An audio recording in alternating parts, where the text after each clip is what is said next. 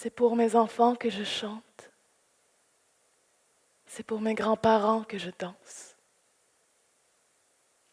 Je serai encore là demain. Nous serons encore là demain. Nous ferons encore la paix demain.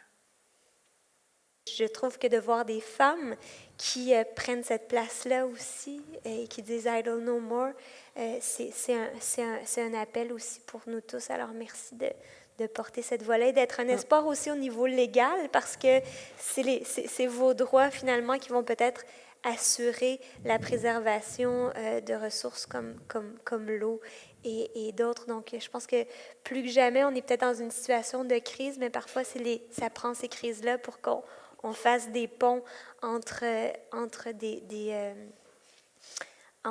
nations, entre des perspectives différentes aussi.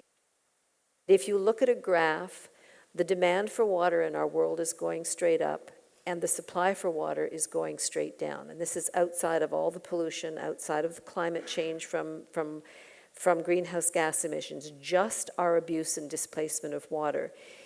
To the extent that by 2030, and this is a very intensive study, was done with many universities and research institutes around the world through the World Bank, by 2030, our demand for water will outstrip supply by 40%. And this is a stunning statistic that we're needing to face as a human family.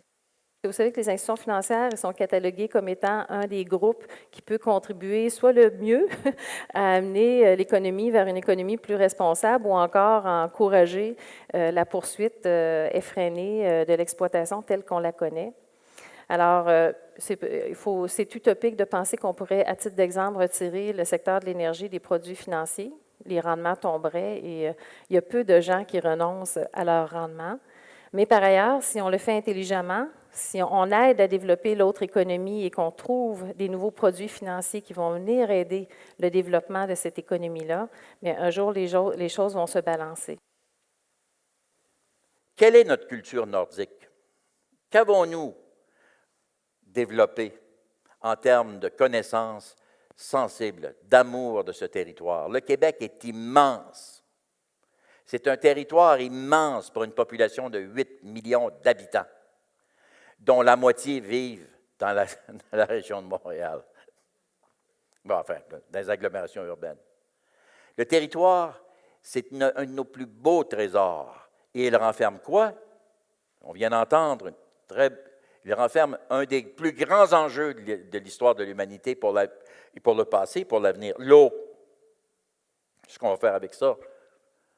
Qu'est-ce qu'on va faire avec ça? Quel est le débat public? Quelle est notre politique? Quelle est notre chance? Il renferme des minéraux. Qu'est-ce qu'on va faire? Lesquels?